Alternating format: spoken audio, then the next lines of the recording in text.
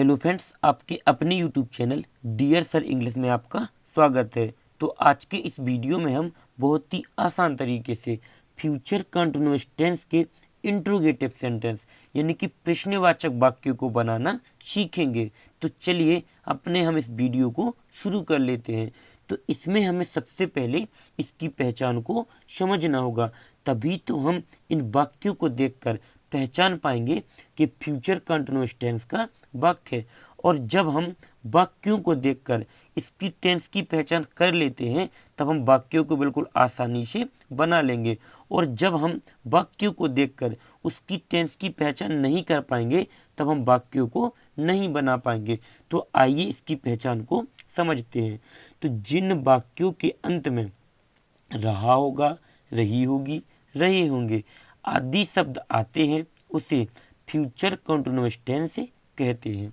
एक बार और समझ लीजिए, जिन वाक्यों के अंत में रहा होगा, रही होगी, रहे होंगे आदि शब्द आते हैं उसे फ्यूचर कंटीन्यूअस टेंस कहते हैं। यहाँ पर क्या होता है, आदि, और यहाँ पर शब्द, यहाँ पर आदि शब्द आते हैं उसे फ्यूचर कंटीन्यूअस टेंस कहते हैं।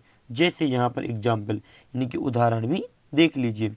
क्या वह स्कूल जा रहा होगा, लास्ट में क्या है, रहा होगा। तो हम इस रहा होगा को देखकर ही समझ जाएंगे कि ये कौन सा टेंस है, फ्यूचर कंटीन्यूअस टेंस है। अब रह गया हमारा इंट्रोगेटिव सेंटेंस यानी कि प्रश्नवाचक वाक्य। तो जिन भी वाक्यों में आगे क्या या बीच में प्रश्नवाचक शब्द लगा होता है वो कौन सा सेंटेंस कहलाते हैं, प्रश्नवाचक सेंटेंस कहलाते हैं। तो इनको बनाने के लिए दो फॉर्मूला होते हैं, क्योंकि एक में आगे प्रश्नवाचक लगा होता है और एक प्रकार के वाक्य में बीच में प्रश्नवाचक शब्द लगा होता है। ये इंट्रोगेटिव सेंटेंस दो ही प्रकार के होते हैं, एक में तो प्रश्नवाचक शब्द आगे लिख दिया जाता है और एक में प्रश्नवाचक शब्द बीच में लिखा होता है। तो इसको जब हम बनाते हैं तो कैसे बनाते हैं, इसमें सबसे पहले हम क्या लिखेंगे, बिल या सेल। तो इन दोनों में से किसी एक का प्रयोग होता है। तो आई और बी के साथ क्या होता है, शेल का प्रयोग, अन्य सभी के साथ बिल का प्रयोग। फिर इसके बाद हम कर्ता लिखेंगे, फिर बी लगाएंगे, फिर मुख्य क्रिया लिखेंगे और मुख्य क्रिया में कौन सी फॉर्म यानी आईएनजी फॉर्म, मुख्य क्रिया में आईएनजी लगा देते हैं। फिर उसके बाद कर्म लिख देंगे। तो यहाँ पर हम इसे बनाकर भी देख लेते हैं। सबसे पहले क्या लिखना, बिल या सेल। तो कर्ता जब आई और बी हो तो वहाँ पर क्या लिखता है, शेल लिखता है, SHALL। लेकिन जब क्या होता है, कर्ता हमारा यानी कि और हो, आई और बी के अलावा कुछ और हो तो वहाँ पर बिल लिखता है। तो यहाँ पर क्या है, वह है, तो वह है तो क्या लगेगा, यहाँ पर बिल लगेगा। तो WILL। फिर क्या लिखना, कर्ता। तो कर्ता क्या है, ही, HE। फिर क्या लिखना, बी। तो यहाँ पर बी और ई। फिर क्या लिखना, मुख्य क्रिया। और मुख्य क्रिया में कौन सी फॉर्म, आईएनजी फॉर्म, यानी उसमें आईएनजी लगाना है। तो क्या है, जाना। तो जाना क्या है, मुख्य क्रिया है। तो यहाँ पर कहता है गो। गो में क्या लगेगा, ING। और यहाँ पर क्या लिखेगा, मुख्य क्रिया के बाद कर्म। तो कर्म क्या है, स्कूल। तो यहाँ पर गो के आगे क्या लगा देंगे, टू का प्रयोग कर देंगे। तो गोइंग टू, यहाँ पर क्या लिख देंगे, द स्कूल लिख देंगे, THE। तो यहाँ पर स्कूल, SCHOOL। यहाँ पर लास्ट में फुल स्टॉप। तो हमारा किस तरीके से बना, will he be going to the school, क्या वह स्कूल जा रहा होगा। अब जैसे हमारे दूसरे प्रकार का है तो इसमें क्या होता है, ये दूसरा वाला फॉर्मूला लगेगा, कौन सा, ये वाला।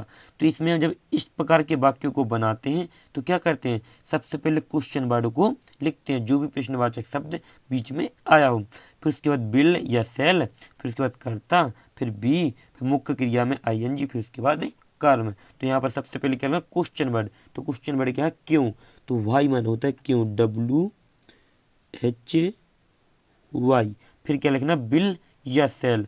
तो इसमें एक वचन और बहुवचन से कोई मतलब नहीं रहता है। यदि आई और बी करता है तो सेल लगता है और अन्य सभी के साथ बिल लगता है। तो यहाँ पर करता क्या है, तुम। तो इसीलिए यहाँ पर क्या आ जाएगा, बिल, WILL। फिर क्या आना है हमारा, बिल सेल के बाद क्या है ना, करता। तो करता इसमें तुम है, तो यहाँ पर यू माने क्या होता है, तुम। फिर इसके बाद क्या है ना, बी, यहाँ पर लिख देंगे बी और ई। फिर क्या है ना, मुख्य क्रिया, और इसमें क्या लगना, ING। तो मुख्य क्रिया इसमें बेच रहे होंगे, तो शेल मन होता है बेचना, डबल एल, इसमें क्या लगेगा ING, तो यहाँ पर ING, यहाँ पर क्या हो जाएगा सेलिंग। फिर क्या आना कर्म, तो कर्म क्या है इसमें किताब, तो सेलिंग, फिर दा लगा देंगे, यहाँ पर बुक BOOK, यहाँ पर लास्ट में फुल स्टॉप भी लगा देंगे। आपको यहाँ पर कंफ्यूज नहीं होना है, आप यहाँ पर चाहें तो दा लगा सकते हैं, या आपको दा नहीं लगाना है तो यहाँ पर दा मत लगाओ, यहाँ पर सीधा सेलिंग बुक भी लिख सकते हैं। दोनों प्रकार से क्या होता है सही माना जाता है। तो किस तरीके से बना, why will you be selling the book, तुम किताब क्यों बेच रहे होगे। आपको इन वाक्यों में यदि कोई डाउट लग रहा हो तो हमें कमेंट बॉक्स में ज़रूर बताएं, और यदि ये वीडियो पसंद आया हो तो वीडियो को लाइक और चैनल को सब्सक्राइब करना बिल्कुल ना भूलें, जिससे आने वाले हमारे और वीडियो सबसे पहले आप लोगों तक पहुंच सकें। थैंक यू वीडियो को लास्ट तक देखने के लिए। मिलते हैं किसी और एक अच्छी वीडियो के साथ में, जब तक अपना ख्याल रखें।